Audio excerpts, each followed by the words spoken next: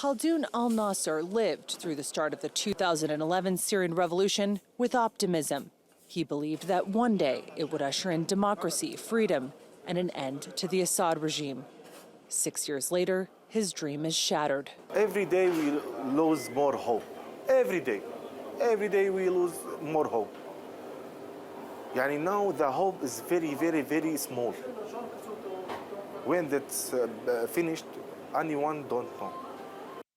Tuesday's talks in Astana fell short of halting the fighting in Syria, and a statement by Turkey, Russia, and Iran only listed what they hoped to achieve. We sat down with this group of Syrians now living and working in Turkey's southern border city of Gaziantep to see if any of these points seemed possible. They agreed to a three-party mechanism to try to enforce violations, to monitor them.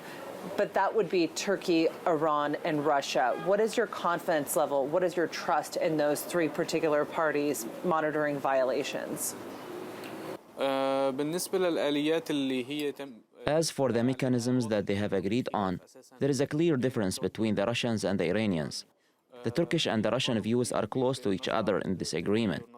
I believe if Turkey and Russia make pressure on Iran to stop the hostilities, they can apply the mechanisms of the ceasefire. And at that time, they discuss seriously the sanctions to be applied on parties that violate the ceasefire.